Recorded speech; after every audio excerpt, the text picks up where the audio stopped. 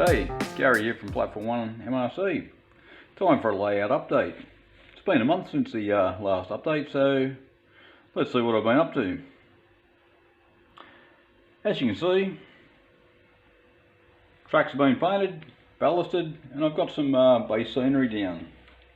One of the other things I've been working on is the railway crossing.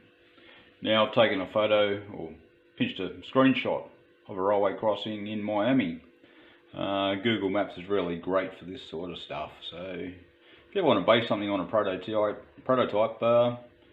just have a look at Google Maps, and if you can get in close enough, you'll get some good imagery, good reference.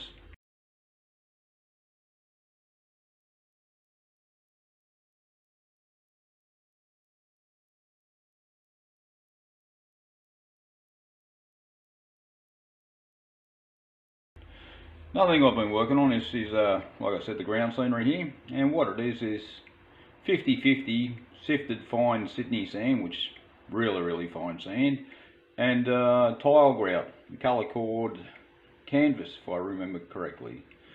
Wet the surface down, PVA, what have you, sprinkle it on, with through a tea strainer, and then wet it down again with isopropyl and a little bit of water sprayed over the top.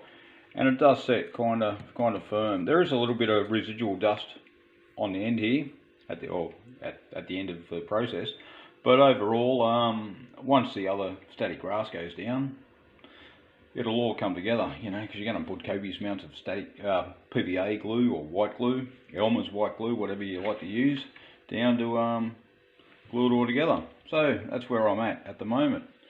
Another thing I've been working on is buildings. So I'm just going to cut the shot here and place a few buildings on the layout so you guys can have a look what I've been up to.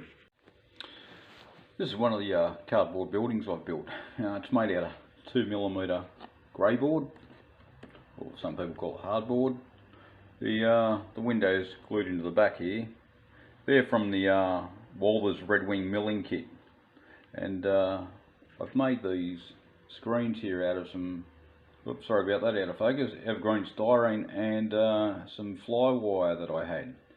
Now also the tiles on top here are from another Walther's kit left over that I kit bashed a while ago. I think it's called Miranda's Bananas or Grocery Distribution Centre, one of those kits. Fairly easy to do, and it is based on another building in Miami. Now that building's situated down on Northwest 22nd Street.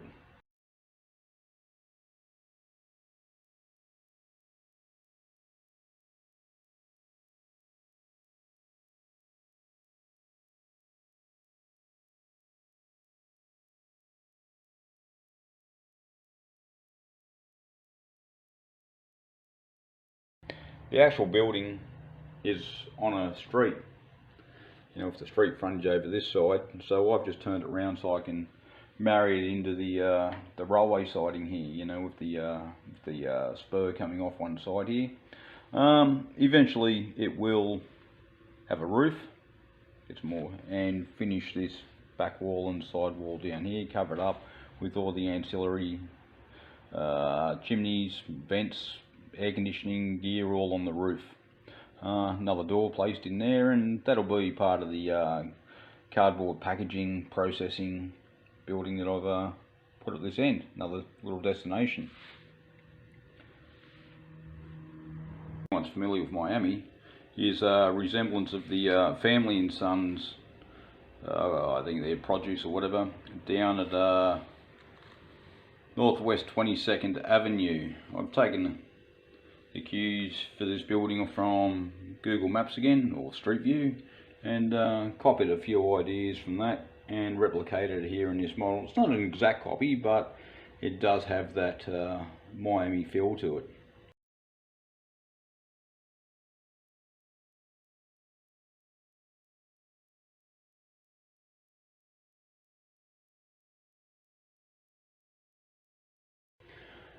The building next door to it, much more modern building.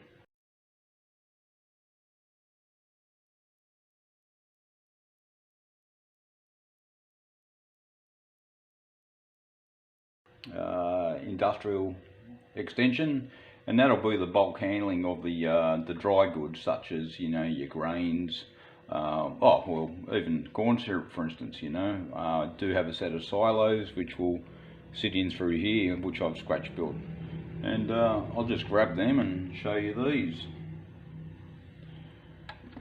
There they are there. They're made from 40mm PVC pipe. I didn't bother buying a kit, they're all scratch built.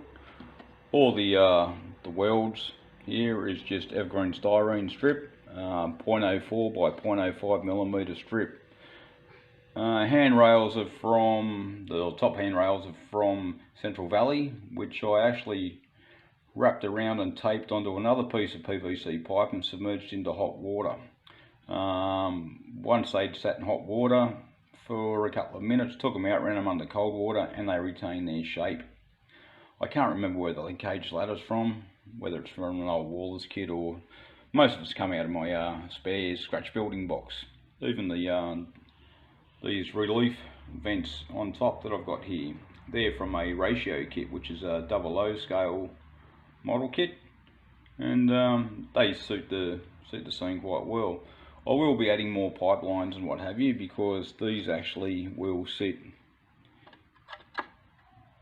in here, and there will be some auxiliary pipes running back into the building. So that's where I'm up to at the moment. All done here. Next up will be some fencing, greenery, you know, just general trash around the area. Oh, the other thing too, these timber hinges I've got here, they are a little bit chunky, and they do stand out, and it's not going to be that hard to disguise, because I can wrap brick paper or some imprinted styrene around it to disguise them. But what I've found is, over on this side here, the wagons and locos get fairly close to this edge. So off eBay I purchased pasteboard hinges. Now these hinges will be screwed onto the side of the layout here. So rather than take up the valuable scenery space, I'm only going to be taking up, you know, what's that, about 3 or 4mm, or 1/8 of an inch. They do seem to be quite thin. I hope the strength's in them. I mean, majority of the time the layout's going to be set up. It'll only be folded up for transport and maybe some storage if I need to store.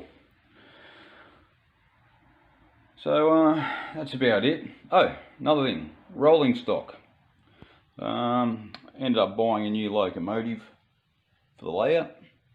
Now, being Miami based, what more would you want than, even though it's not on the track, GB40-2 in Florida East Coast livery. Now this is the new one from Atlas. There's your lock sound.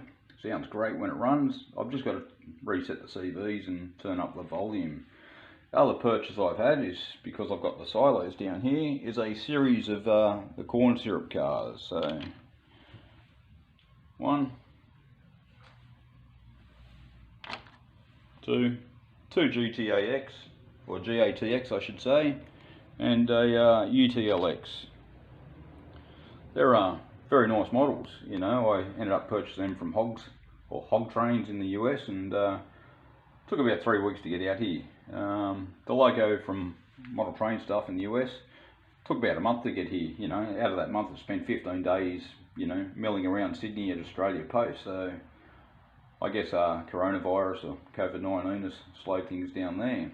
But that's where I'm up to at the moment. So layout's coming on. Not a lot done, not a great deal, but you know, I've got to work, I've got to earn a living as well. I can't just be playing trains all the time. So anyway, until the next update, stay tuned. Take care. Look after yourself, and keep on modelling. Cheers.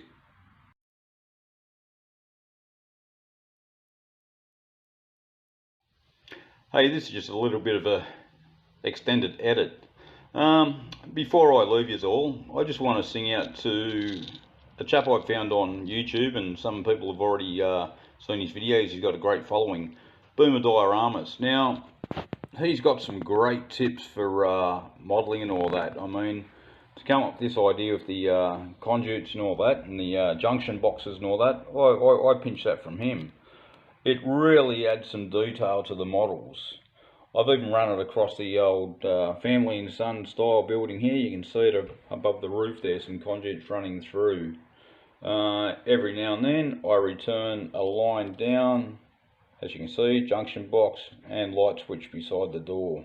Another one down this end. So if you haven't checked out Boomer Dioramas, I highly recommend you do. He's got a great series on scratch building. So if you're new to scratch building, take a look. You're going to learn a ton of stuff from him. Top bloke too. Anyway, leave you to it. Till next time, once again, cheers, Gary.